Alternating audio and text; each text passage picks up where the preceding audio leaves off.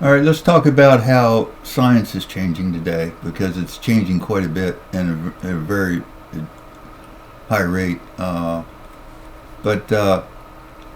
if you go back to the 50s with Einstein and some of the other scientists of the day, they all resisted quantum science as much as they could. They all agreed that it was there because they had to. But I mean, they had to because it was, the two-slit experiment pretty much told them that they couldn't get around it. So you know that that a person can change outcomes. That with their intuitive abilities, and that pretty much shook up the scientific world, because basically all they had was their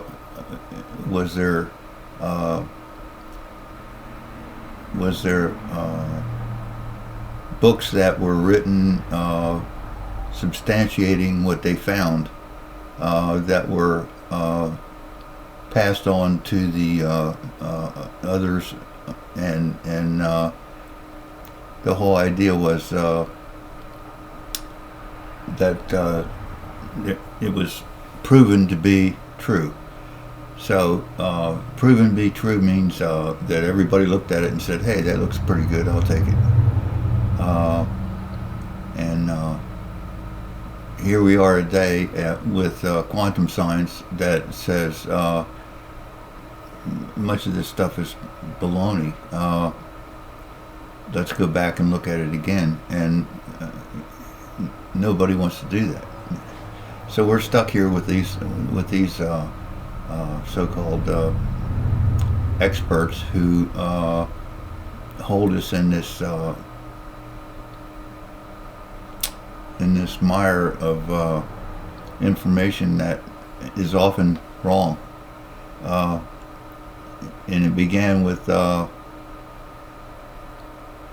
Aristotle and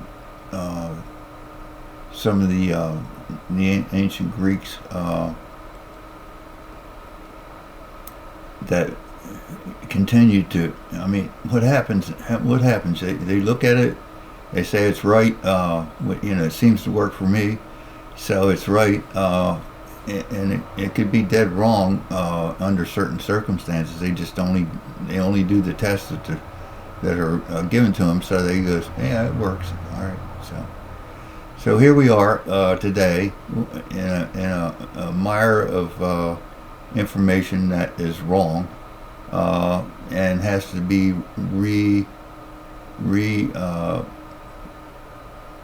studied. It has to be. We can't go on doing this. And the younger scientists, the younger people coming out of school, realize this is true.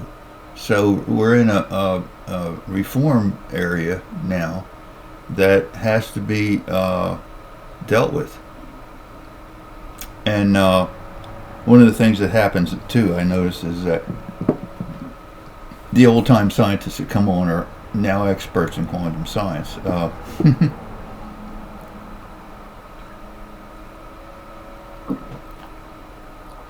But they're not. They're not, because they fail to grasp all the implications of this new science. They just do. But this transformation has to occur fully in order for us to get past this morass that we're in.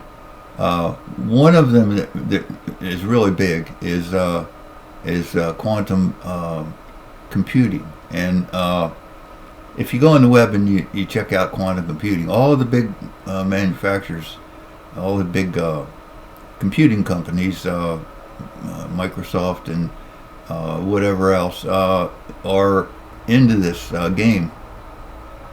And what they've done is they've brought in their past theories and they're trying to make them work. And one of them is that we have uh, computers that have to be, in order for them to work at the quantum level, they have to be the temperature has to be reduced to almost zero, and realize that your brain is a quantum device. They don't. They're not getting it. Quantum is in a lot of ways biological in itself. So, I mean, trees when they grow, they figure out everything, and they don't even have brains. So they figure out what to do next, and they have no brain. They don't have any way to figure it out. But they do it, and they adjust. And it's not really trial and error. They really know what to do next, and we don't. So, but the quantum this quantum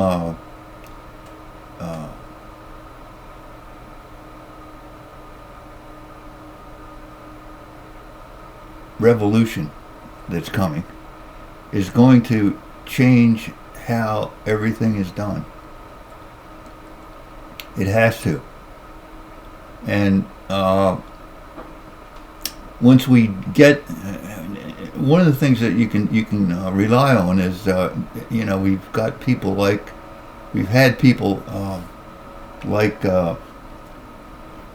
Ariel, who was flying a ship from someplace in the galaxy that we don't understand, and came here and crashed and lived. And she had a spaceship that she ran as the commander. I say she, it's probably he, but neither one of them had, nobody on that ship had genitals, so you can't really say what they were. But I call her she because that's what the book says. But she was flying this ship with a body that was given to her, and she occupied, and the body was specially developed to allow her to fly that ship. So it could withstand G-forces well beyond what your body today can handle, and go through maneuvers that when they got into gravitational space that were completely beyond anything that we could do today with our most advanced aircraft. I say most advanced being the most advanced aircraft we know of. I'm not sure where the government has gone with this, and it's very questionable. But she could do things that nobody else can do, and she could get into her body, into that manufactured body, and out of it, and not be concerned about whether it lived or not. And she had obviously quantum computers on her, quantum being biological in nature computers on that spaceship that ran it. All she did was think. All she had to do was think about it. She didn't have any controls. If she wanted to make a left-hand turn, she would just say to the spaceship, left turn, intuitively, without even thinking about it, and make that turn, and she could handle it. We have to get there. We can do it, and maybe the U.S. government has that ability right now, because we are flying things that nobody understands, and they're not going to tell you about. But It's coming. It's coming. Why they let somebody like Microsoft do their work the way they are without even telling anybody how it works is incredible, and they're holding us back.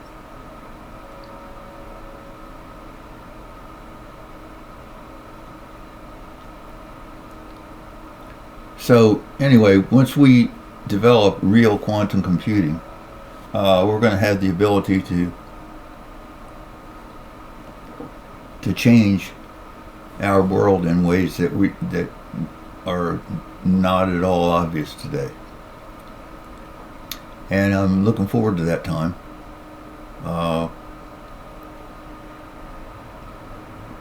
It's going to happen on all levels. But one of the things that we have to do in recognizing what Arrow told us is that our whole method of living is not biological in nature.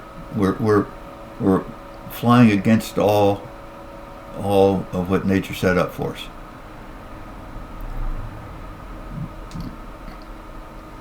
So what can you expect when we actually start doing things well? Well, one of the things is that we'll go back to what they were doing 12,000 years ago in this world in some ways, and in other ways we're going to go way forward and completely abandon much of what we're doing today. But you can expect that things like cars and airplanes are just not going to happen. One of the things we could do would be to simply transport through a device that allowed us to go to a different place. For instance, travel to the store by changing our vibratory rates and reestablishing ourselves at the store rather than driving a car. Sounds like weird. I mean, sure, it's weird. Of course, it's weird. But it's also done. So we're not that far along here compared to somebody from Andromeda or even a close star. People can do things that we just don't understand. How could somebody like Arrow come here and under our scientific rules, where you can't go faster than the speed of light from a star that's say 100 light years away? They can't. So we have to relearn the whole system. How do they get around the restrictions that Einstein had? And they're real. Einstein was not wrong in what he believed. He just was restricted in how far it went, and obviously Arrow no spaceship could get here from a distant star, and in the time that it takes to get here, and we couldn't ever go out of our solar system, and we would be restricted in our solar system by the same speed of light problem. But it's obviously things are happening that we just don't understand, and the government, I guess the government is keeping this stuff from us because they don't want to upset our history books. That's the only thing I can figure. They don't want people to believe that we can beat this stuff. We can beat the speed of light and go somewhere